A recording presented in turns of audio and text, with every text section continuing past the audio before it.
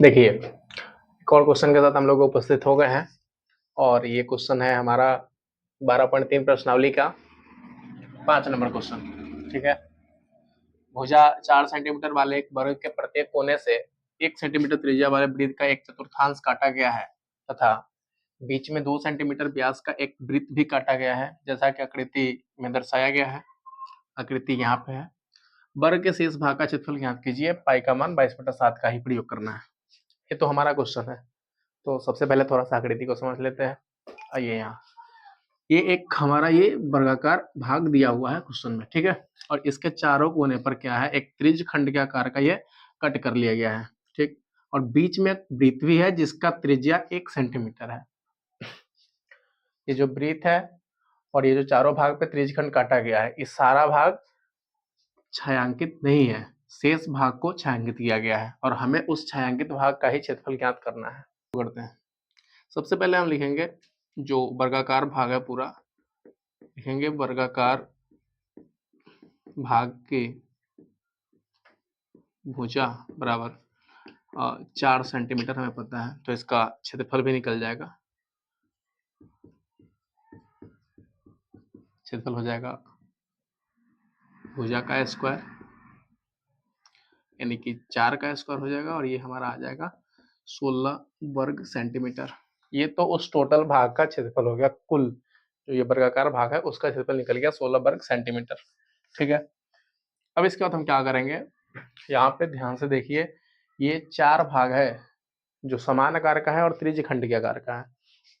ये त्रिज्य खंड का जो दिया हुआ है, 4 को त्रिज्य खंड, इस चारों का हम क्षेत्रफल निकालेंगे। तो सबसे पहले एक त्रिज्य खंड का निकालेंगे और उसमें 4 से मल्टीप्लाई कर देंगे तो चारों का क्षेत्रफल निकल जाएगा। तो लिखेंगे त्रिज्य खंड का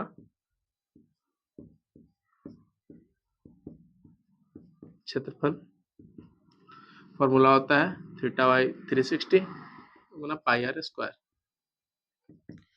थीटा का मान कितना होगा, थीटा का मान हमारा 90 डिग्री आ जाएगा, क्योंकि क्वेश्चन में ऑलरेडी बता चुका है कि ये एक वर्गाकार भाग है और एक वर्ग का जो प्रत्येक कोण होता है वो 90 डिग्री होता है।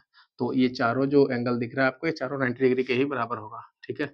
तो 90/360 गुना पाई आर स्क्वायर है तो 22/7 और त्रिज्या, त्रिज्या देखिए ये 1 सेंटीमीटर है। सभी त्रिज्यखंड का जो त्रिज्या दिया हुआ वो 1 सेंटीमीटर है, तो 1 गुना 1 हो जाएगा।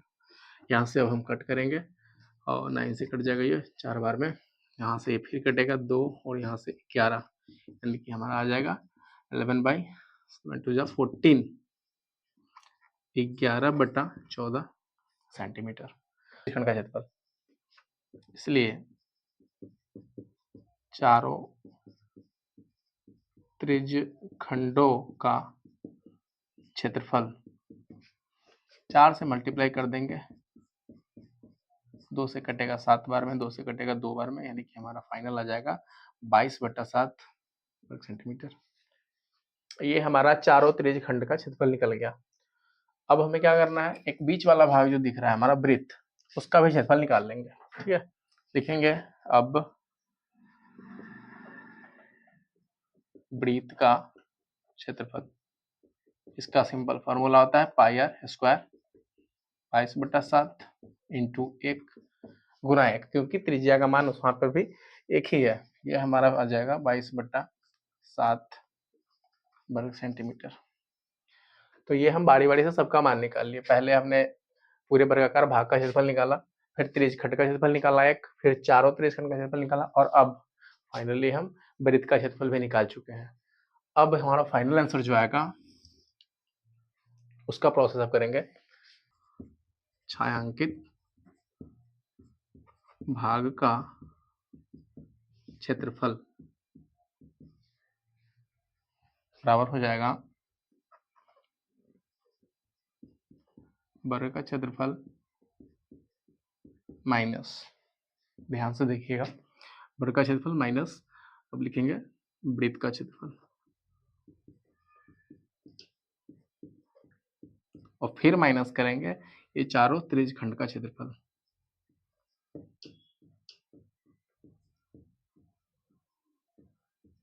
चारों त्रिज्य खंड का क्षेत्रफल। ठीक है।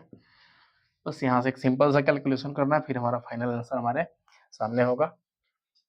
वर्ग का जो क्षेत्रफल हमने निकाला है, देखिए सबसे पहले हमने निकाला है 16 वर्ग सेंटीमीटर, तो यहाँ पर लिखेंगे 16 माइनस वृत्त का क्षेत्रफल कितना निकाला हमने 22/7, और चारों त्रिज्यखंड का क्षेत्रफल भी 22/7 है, तो 22/7 फिर माइनस 22/7। अब यहाँ से हम क्या करेंगे, इसका कर लेंगे एलसीएम, तब हो जाएगा 112 में से 44 घटा देंगे, 68/7 वर्ग सेंटीमीटर। एक बार रिमाइंड कर लीजिए, वर्गाकार भाग का क्षेत्रफल हमने सबसे पहले निकाला, फिर त्रिज्यखंड का क्षेत्रफल निकाल दिया, उसके बाद चार त्रिज्यखंडों का क्षेत्रफल निकाला है, क्योंकि चार त्रिज्यखंड है जो कि समान आकार के हैं, ठीक है। वहां से चारों त्रिज्यखंड का क्षेत्रफल हमने निकाल लिया, फिर उस वृत्त का क्षेत्रफल निकाले हैं जो बिल्कुल बीच में स्थित है इसके, और वो भी भाग छायांकित नहीं है, तो उसका भी क्षेत्रफल हमने निकाल लिया। उसके बाद कुल छायांकित भाग का क्षेत्रफल निकाला है, जो कि वर्ग का क्षेत्रफल माइनस वृत्त का क्षेत्रफल माइनस चारों त्रिज्यखंड का क्षेत्रफल से निकल चुका है। ये हमारा फाइनल आंसर है।